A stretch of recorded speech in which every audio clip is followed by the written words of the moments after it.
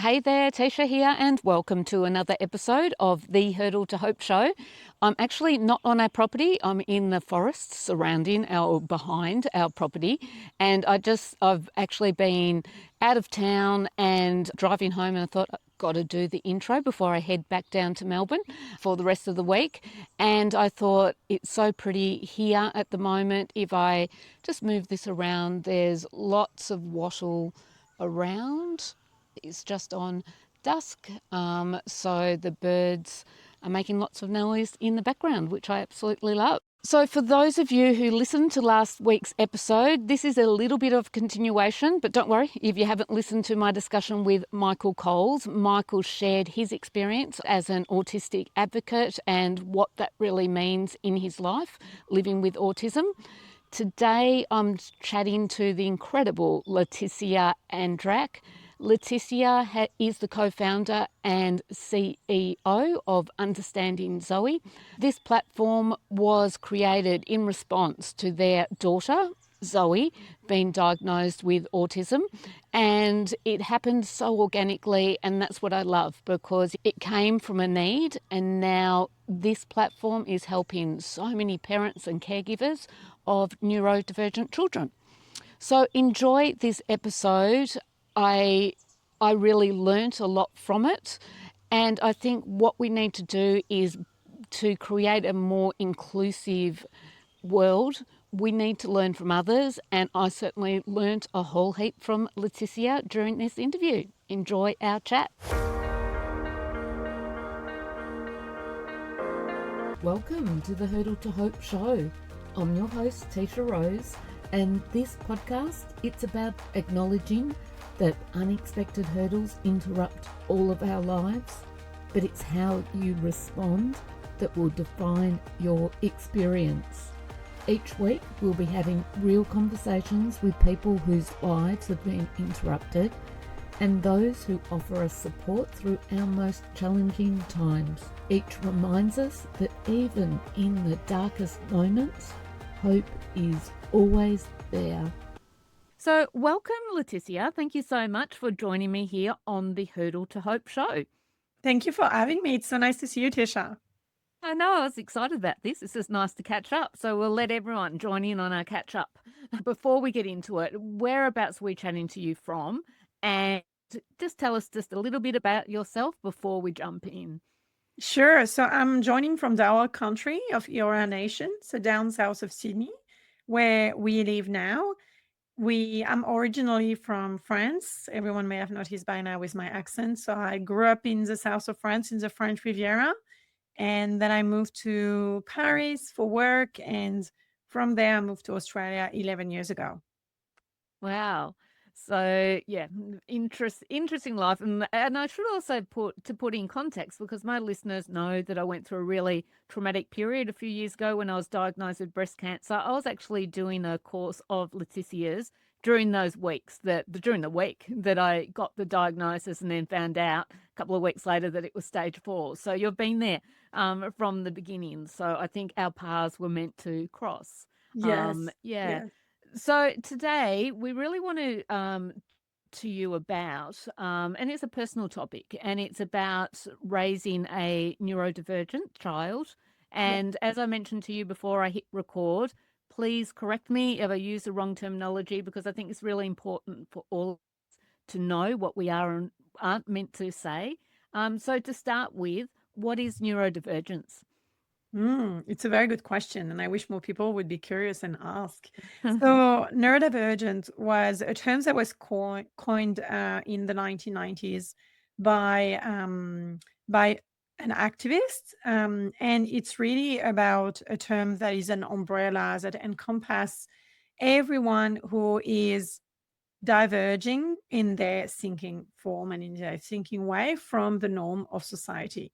So today, 1.6 billion people, so 1 in 5 people identify as neurodivergent, which includes the neurodivergence umbrella, ADHD, autism, but not only, it's also dyslexia, dyscalculia, dysgraphia, dyspraxia, OCD, ODD, Down syndrome, lots of things that people ignore are fitting under the neurodivergent umbrella. And it's really a social and a political term. Mhm. Okay. Well, that I didn't know that even about Down syndrome. I was thinking, Yes. autism, ADHD. So, yeah, and then your we'll get on to what work you're doing, but your child, if you can give us a little bit of information in terms of you're raising a beautiful child, Zoe, who is neurodivergent. Yes, of course. So I have permission to share this, and I asked Zoe to share about her journey. And Zoe is 9 now, and we had this whole conversation with Zoe about what it means to be an advocate and what it means to advocate for ourselves. I am myself neurodivergent. I'm autistic, ADHD, and I really know that I wish I had the opportunity to know that earlier and to advocate for the community. So, Zoe's journey has been one that started when she was very young. When she was in daycare, we were um, having conversation with the daycare director and with the daycare educators. And every time it was about Zoe not developing in the way that is expected of other children, meeting the traditional milestone, the neurotypical milestone, as we call it. And we went through the journey of seeing a psychologist, seeing a pediatrician, a holistic pediatrician, who's been amazing in our journey. And as Zoe is a girl, her presentation of autism is different to boys. And so for a long time, she was going through the journey of misdiagnosis, which happened for many girls with autism Mm-hmm. because the presentation is very different, which is exactly part of my own journey. Because through Zoe's diagnosis, the two clinicians looked at us, Yuan and I, and they were like, it's highly hereditary. So we think one of you may Oh, be really? I autistic. didn't realize that. Yes, and, Oh. Johan looked at me being like, "Mhm." I looked at him like, "No, no, this is not what I don't identify as autistic." And then I went through the journey of researching and reading lots of books about autism in girls and unmasking and all of these kind of elements, which then led me to the journey of seeking for my own assessment, my own diagnosis from a psychologist. And it's been an amazing journey of discovering that I'm actually really highly autistic. And lots of things that I thought I was doing, which were part of my way of being, are actually not the norm. So that's really something. So our journey with Zoe was a journey of self-discovery for herself, and in parallel, a journey of self-discovery for myself. And then understanding that those special interests that I have, the willingness that I have to go deep in certain topic and not just stop at the surface. It's like when I learn a topic, I'm like, I better be an expert at this and go and do the long-term training and invest lots of time and lots of energy, Yeah. and all of that is actually very linked to my neurodivergence. So raising Zoe is an absolute delight in terms of learning about myself. Yeah. And it's also really, really hard many days because of the fact that we need to accommodate for her to thrive. And I also need my own accommodation for me to thrive. And the difficulty is when my needs are not aligned with what she needs at that time. So that's something that we notice with a lot of parents of neurodivergent children, whether they're neurodivergent themselves or they're neurotypical, is how can you support and provide the right accommodation for your children to thrive whilst looking after yourself? Yeah. And that's a really hard balance. Have you found Yeah. that you've improved in gaining that balance or? It's, you're catching me now at the end of a 3 week school holiday. So I'd say it's highly imbalanced at the moment. Yeah. It's highly imbalanced. It's definitely the top priority is on the girls and on Zoe's well-being right now during school holiday because they're fully in our care, and it's, they don't have the responsibilities, the shared responsibilities that we have usually with Zoe's teacher or Zoe's support worker, because school holiday means for parents of neurodivergent kid, everyone is on holiday, so you have zero support. So you are basically on your own when you don't have family support around you, because support worker on holiday and speech therapists and child psychologists and occupational therapists are also on holiday. So it's really a moment of a long time of losing the routines and the rituals and the frame that we have to make it work for each and every one of us. So highly imbalanced right now, but as I always say, cyclical living and what I was teaching at the time around Ayurveda and in business and all of those elements, it's all about knowing which season you're in. And right Yeah. now, for the last 3 weeks, it's been a season of giving way more than that I could Yeah. give, and then I will be in a season of more winter and just recuperating, recovering, and going back in my cave and prioritizing maybe my own need, whilst Zoe's teacher and the whole support village can take back a bit of the responsibilities that we share with them. Yeah.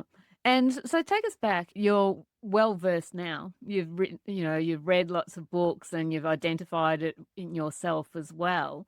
But when you were told that this was a diagnosis for Zoe, what did that feel like? Because there'll be people listening that this is what they're going through. And Yeah. I'm imagining that would be really, really overwhelming.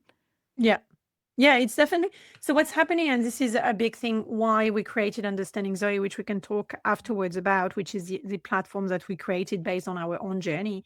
But when you go through the journey of an assessment with clinicians and you go through the different questionnaires that they send you through, and then there is observations like Zoe what spends 3 hours with two clinicians for observation where you're not here as a parent, and then there is interview for you as parents, interview for teacher, and so on.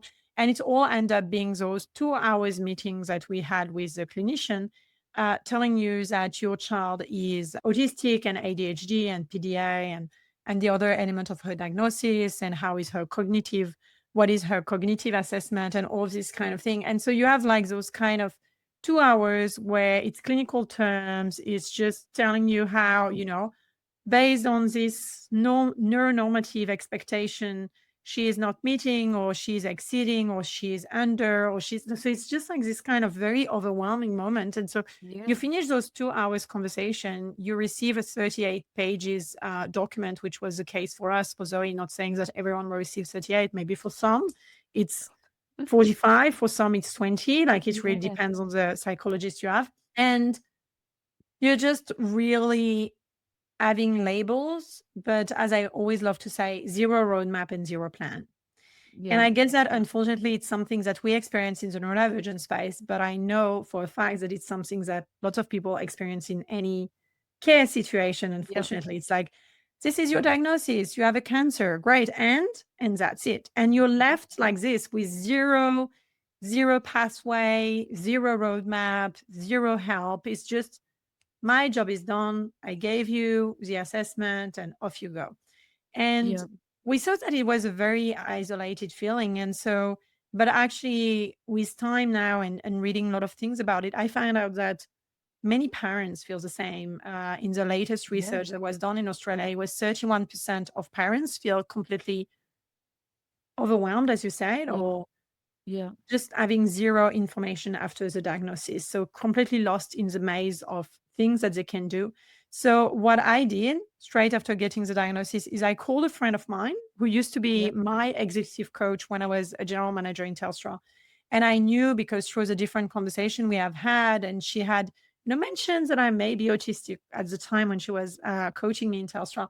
And she has a son who is autistic, and her son is way older than Zoe, Mhm. way into teenager years. And so I was like, okay, I know she has a son with autistic. I know she shared openly about this with me. I know she'll be open to talk with me about how it feels and what's the next step. So I Yeah. basically called her, even though we hadn't talked in a few years. Yeah. And I was like, hey, so here's what's happening. What do I do next? And she really helped me in the journey of navigating the maze. And that's where, with Johan, we looked at each other and we're like, is there something existing out there to help people in that maze? Is there something out there to help you make sense of a 38 pages in non-clinical term, in an affirming way. Is there anything that can help you connect with the right therapist around you and help you understand with the therapist what's the best next step? Is there anything to translate all of this into the teacher classroom? What does it mean for Zoe's teacher and all of that? So we didn't see anything existing. So we created our own AI tool for Zoe and we called it Understanding Zoe. And we Okay. started sharing it with Zoe's teacher, with our parents, with the support worker, and all of these kind of people that were already surrounding us in Zoe's care. She was already seeing an occupational therapist and a speech therapist. So we just shared with everyone these things that we had created and we called it Understanding Zoe. Yeah. And 2 weeks after that, we had Zoe's teacher reaching out, being like, oh my goodness, this is a game changer. I didn't Wow. realize that I was not doing the right thing in that instance in the classroom. I was reacting from a place of I know rather than I understand, because it's Yeah. very different. I know what to do with an autistic student, and I understand the specificity and the specific needs of that person, Yeah. like Yeah. individuals that I have in the classroom who has its own special interest and its own needs and its own accommodation. So moving from a one size fits all to a personalized approach. So Yeah. to go back to your question, I felt overwhelmed. I felt lost. I felt like many parents, 80% of parents feel completely underserved and undersupported. So I really felt in this way. And at the same time, I felt like it all makes sense. Yeah. It totally makes sense. It was some of the elements that I could catch from the assessment, from the words that the clinicians were using. Like, yeah, that's Zoe. That's making sense. So it was one part being like, what does it mean? What's next? How can I support her best? And it makes sense. Yeah. Yeah. Okay.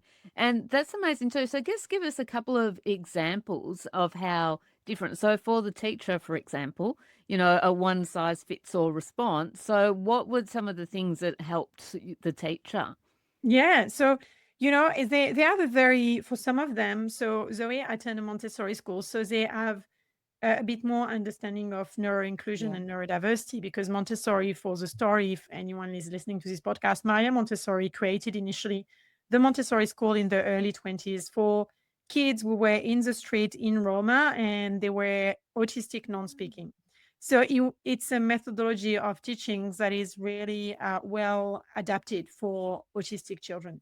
So before knowing Zoe was autistic, we sent Zoe to a public school, and nothing against the public school. It's just the public school she went to didn't work for her. It had 800 students in the school, over 30 in her classroom, and it was expected of her to stay seated in one place and to learn under those neon lights with a lot of noise in the classroom and learn in a way that doesn't work for her. So very quickly, we removed her from the public school and we moved her to a Montessori school. And we actually moved all of our life from one side of Sydney to another side to send her to this Oh, Montessori school. So it was before knowing the diagnosis. She was 5 at the time. And we just decided that this was the right thing to do for us as a family to support mm, her because Zoe was entering that stage that happened to a lot of kids who are neurodivergent, which is school refusal and then school can't, which means they really can't go to school anymore. Their body is shutting down. They're having shut down, meltdown, which means they can't go to school anymore. So it was way before knowing all of this. Intuitively, I'm very intuitive. I was like, yeah, that's good. we'll move her, we'll find a Montessori school, and that's what she needs. And so to answer your question, what's really different, it's they will expect teacher will learn in those settings. So in Montessori, I know they have some training. I don't know if all public school have some training, but in Montessori, they will learn that when a kid is having an autism diagnosis, then they need headphone. But not every kid who is autistic needs headphone. Some of Right. them are not noise sensitive. Some of them are actually loving to have sound around them because they're actually sensory seeker rather than sensory avoiding. And they need those sound and they need this energy to get going. So it's really knowing, understanding what is the need for that child. So some needs headphones, some don't. Some needs very, very soft lights, very soft lighting because they're light sensitive, which is my case, but other may need, very energetic light and things like this to get going. So it's really about understanding the preferences, understanding the accommodation, rather than, okay, so if they're autistic, then we should limit every sensory stimulation. Where no, within the autism space, you have kids who are sensory seeker, you have kids who are sensory avoidant, and you have moments, because it's a dynamic disability, where a kid may move from being sensory avoidant to sensory seeker and then back to sensory avoidance. So this dynamic aspect is really important for teacher to get access to. And that's where, Understanding Zoe app can help them, because it can understand what trends are happening and where is the child and how was they feeling yesterday, and how their sleep may impact their mood, may impact their nutrition, and may impact their sensory sensitivity in that moment. So it's really about having this holistic view of the child. So that's an example around the sensory sensitivities. Another example is people think, okay, if this kid is ADHD, then we need to chunk down everything and make sure that it's step 1, step 2, step 3, step 4. Yes, it worked for some ADHD kid, but for other, actually, the more big picture thinking. So they like to see the whole thing, and they would like to have autonomy if they have PDA as well. They want to have autonomy towards, how do I chunk my task and how do I organize them? So again, that's something around the one size fits all, where when you go on TikTok or when you go on Instagram, you have those kind of self-declared expert in ADHD who tell you, if you're ADHD, then you need to have this flow chart, and this is how you get your child ready for school. That doesn't work with Zoe. Zoe is autistic and ADHD. It doesn't work for her. She's PDA as well, and she likes to have this autonomy. So I give her the big picture, and then she chose in what order she does the thing. And for her, that's really important for her own autonomy, to have this ability to choose. And again, that's something that the teacher didn't know, because they had learned that an ADHD child needs to have those flow charts and those steps. But when you are ADHD or autistic, PDA, and Zoe, this is a human, herself, with her own needs and her own approach. So that's where personalization of care is really important, and continuity of care as well, where many of those kids will go to an occupational therapist who will know and understand, which specificity is having that child, and provide the right sensory environment and the right accommodation for them. But then that child go to school and it's completely different, and then they go to home and it's completely different. So how might we provide a continuity where the knowledge from the OT is also shared with everyone else in the village? So enhancing the care and helping this continuity that needs to happen for those children not to feel like traumatized. Yeah. And let's talk about understanding Zoe, because it's amazing. And this is, I mean, one of my closest friends' son is autistic, and I know, the difficulties in terms of with schooling, socially, Yeah, there's so many challenges, yeah, and that falls on the parents. yeah. So yeah, let's talk about what and understanding Zoe is, but then what it's doing and how it can make such a difference in the community that's there to help raise Zoe and other kids. Yes, sure. Thank you for asking that. So, Understanding Zoe is an AI powered platform Hmm. that is not connected to the internet, because if you connect your AI to the internet, especially in the neurodivergent space or any disability app, I would say, if you leverage what's on the internet, you have a lot of ableism and biases. So you don't want to be connected to the internet. You want to make sure that your AI is connected to the right resources and the right information, so that it provides the right support. Because what I always say about AI, and I worked in AI since 2014, before it was trendy, as I love to say, it's that not, if you put crap in AI, you get crap out. So it's about making sure that what you put within an AI platform is actually quality driven and evidence based, and making sure that then what's coming out of it is making sense. Yeah. So Understanding Zoe is an AI platform that is providing parents, teacher, educator, support worker, family member, everyone who is surrounding a child within the care of this child, is having access to exactly the same information.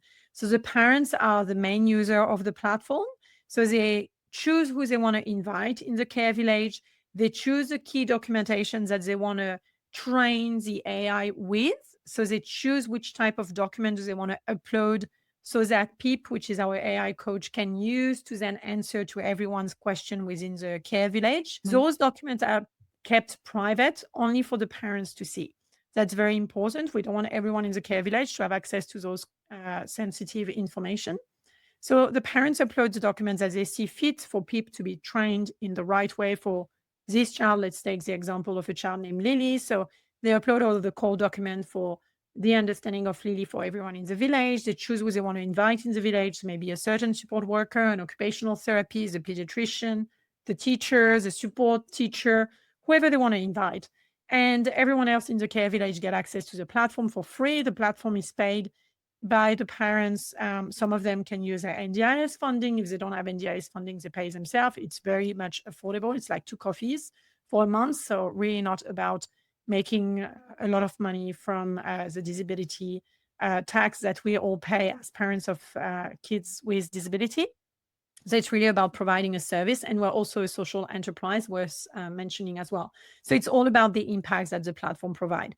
And then any user within the support village can go and ask PEEP some questions, which then will draw from the information that are specific to the child that the parents have uploaded, or will go through our curated bank of resources. And everything that will come back is neurodiversity affirming, which means in our manifesto of Understanding Zoe, the language we adopt is all about supporting and not fixing. It's all about honoring the child uniqueness and not making it become a neurotypical kid, which for a long time people think, they say, let's treat ADHD, let's treat autism. There is nothing to treat. It's not a disease. It is a disability. And it is a disability because of the society we live in, which is not yet accommodating for us who have this hidden disability to be accepted and welcome. So that's how it works. So they can go and ask questions to PEEP, our AI coach, and get relevant answer in a neurodiversity affirming way, which are evidence-based, which are very much curated and so on. They can access resources that we've curated, we've co-created with experts in the space. And they can also go through the observation aspect of the app where they can enter medication and any side effect from medications that they notice. So then they can have trends over time, which is, the medication titration. They can enter anything around food, like how does a child react? Because lots of kids who are neurodivergent may have a co-occurring condition of ARFID, which means it's difficult around the food that they eat. They're quite sensitive around the texture and the smell, and so they have their safe food. So knowing within the journal what is a safe food and measuring over time. They can also, through PEEP, generate an about me that is always up to date. So everyone in the village know about Lily in this example, Zoe in our family. So it's a very, very beautiful, holistic platform. The feedback we get is PEEP is so compassionate, so on point, so clear, and so personalized. And it grows with the child because depending on the age of the child, the assessments that you have about the child and so on, it goes with relevant information. Beautiful. It's so beautiful because I just know through witnessing how difficult and isolating. It's very It, isolating, yeah. yeah. So if you can create a community, but a community that knows what to do, because I think Yeah, that's happens. People have got good hearts and want to help and want to support, but are just not sure or doing the wrong things. So exactly. it's incredible. And It's and about as sharing the mental load, but in a way where you don't feel like, oh my goodness, I'm letting a friend look after my daughter or my son, but every time they go there, they keep telling him or her or them that they need to behave in this way. So it's really about helping everyone. And I truly understand that this is something that is quite new because when you have a visible disability, if a kid is in a wheelchair, then you will take the ramp and take the elevator. You will not, be like, okay, let's take the stairs. You will see. So whoever is looking after that child, they will see. But when it's an invisible disability, people don't really know. And so that all starts with understanding. So as soon as they understand and they know, then they can do better. When we don't know, we can't do better. So it's all about this shared understanding and this shared knowledge. So that's why I have lot of empathy, but then at the same time, it creates a lot of isolation for us not to be able to Oh, trust anyone to do the right thing. So we end up as parents of neurodivergent kids looking after our kids all the time and not trusting anyone. And our kids will tell us, they'll be like, or if they are non-speaking, they may not tell you, but in their behaviors, they will tell you that they don't want to go with that person anymore. And then you're like, oh my gosh, so it's only with me all the time, every day. And that's a lot for everyone.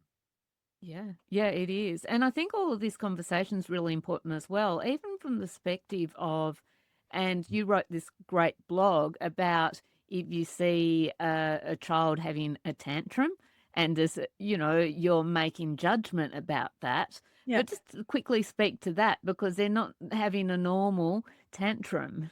Yeah, it's a sensory meltdown. It can be, a shutdown. So it's not a tantrum. And I see a lot of people who are just being like, oh, it's because you're too easy on your kid or you're letting them do everything they want. No, it's not the case. Like you will not, again, going back to the analogy of a wheelchair, you will not ask a kid in a wheelchair, why don't you walk up the stairs? Why are you so difficult? They're not Lazy. difficult. They just can't. And so a meltdown or a moment of shutdown means that they are in sensory overload, or their RSD, which is a rejection sensitivity dysphoria, was triggered. So for them, it's too hard then to move on and to move to the next stage.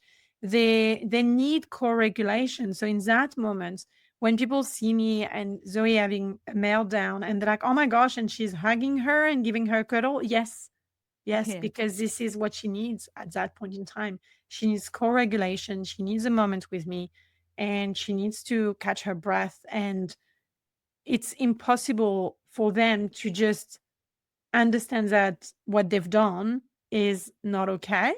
So that's really something that you need to find a moment to explain to them what's expected, but don't do it when they're having a meltdown. And that's where I see, even within our own family, when we have the grandparents coming and seeing how we do, they're like, why is she allowed to eat on a bouncing ball? And why is she allowed to eat with her fingers and, her hands? And why is she like, this is not okay. You're not raising her to the right standard. And for me, the most important thing is for Zoe to feel safe. And we have two rules in our family, which is safety and respect. So is she feeling safe? Is she feeling respected? Do we feel safe and do we feel respected? And that's really in our own family. I'm not saying that this is what everyone should apply in their own family, but those are really the two rules. Is it respectful and is it safe? Yeah, that's beautiful. And it's the most important thing. And I think just having these conversations does make people just, yeah, to think about judgments when you Yeah, see things definitely. because we don't know. And the other one thing quickly before we give people details of how they can connect, the other thing that others may have heard as well is a little bit about children experiencing burnout. Yes. And that to me, it's like I'm starting to do workshops for frontline workers being burnt out. And you're saying, okay, that was not okay, but they're in their 40s or, and experiencing that. But then it breaks your heart if a child is experiencing burnout. So, Yeah. yeah, just talk to us about that just a little Yeah. So bit. this is unfortunately happening more and more. The burnout rate in children is going higher and higher. And that's coming from the fact that there is more and more negation of the needs of those children to thrive in settings. So that the school can't, that the school burnout, that those moments where children can't just interact with anyone else because the school becomes a zoo and you have all of this bullying that is happening now with social media and so on. And so we've seen how social media created this kind of even higher pressure on those kids who don't fit the norm, because then they are the one who people make fun of and they may film a meltdown or they may film something that is a kid steaming in the corridor, and then it's like, oh my, look at this weird kid. And Zoe is steaming a lot during the school holiday at home, many times during the day. And yesterday she was steaming a lot at night. I was like, that makes me so happy to see you steam like this, though. And I hope you know you can do that in any place. We'll always support you. And she said some things that broke my heart. She was like, in at school, I don't do it much because otherwise him and her and them will make fun of me. So I just don't do it. And that's why I feel so tired when I go home, because they compensate and they mask and they just behave in the right way. I'm using, my air Yeah. quote here, the right way, the neurotypical way, the neuronormative way, which means then when they come at home, which is where they feel safe, where they feel respected, they just steam and let it go. But by doing that, they burn out quicker because they've been masking so much. They've been behaving in a way that is appropriate for those settings, but that's not okay. That there is one way that is appropriate. Why a child, jumping around, flapping their hands, because that's what they need in that moment for a minute or two to regulate is not okay. Yeah, Why is you're right. that not okay? Yeah, and And that's what that's we really need to. something we need to change. Yeah, 100%, 100% to challenge what the norm is. Yeah. Yeah. So I love what you're doing, and for people who want to connect with you in this space, what's the easiest way to do that? Yeah, you can just thank you. Thank you again, Tisha. It was so nice to reconnect with you and seeing you as well at the Digital House Festival in Melbourne after so many Yes. years.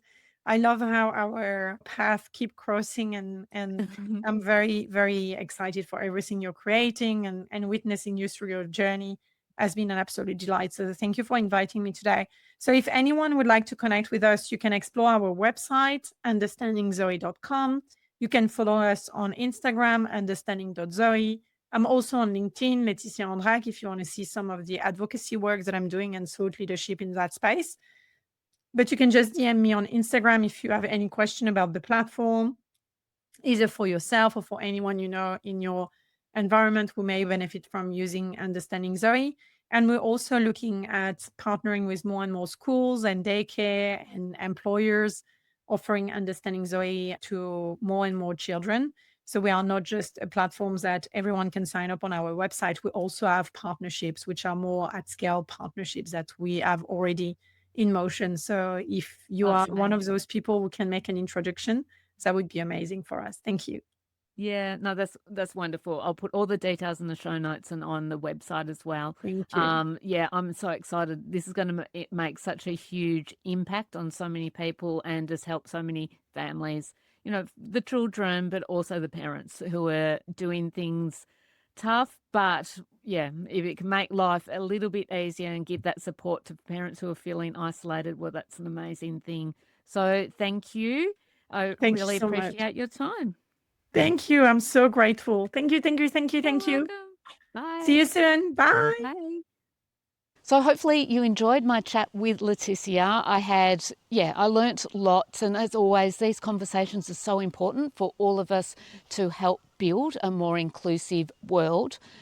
Visit understandingzoe.com. Also, the show notes, I'll have all the links there as well.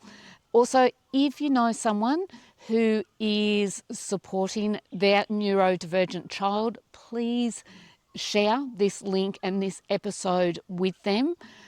Apart from that, I'm not sure. I don't think there's much else to share other than I'm about to head off to Melbourne tomorrow again, so away from Daisy Hill and the peace here. But I'm participating in a panel discussion of people living with disability and shining a light on the work that Hurdle2Hope and others are doing. So really looking forward to that.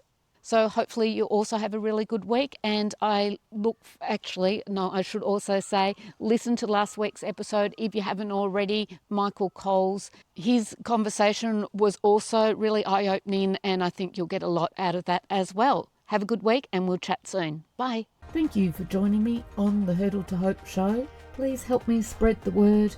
Share this episode or others to friends, family members who you think will benefit from these conversations. Don't forget, we're also on YouTube now at Hurdle2Hope is the channel. And if you need support, resources, or a speaker for an event, please visit Hurdle2Hope.com. Don't forget Hurdle2Hope with the number 2. Enjoy your week, and if you're going through a difficult time, please remember, even in the darkest moments, hope is always there.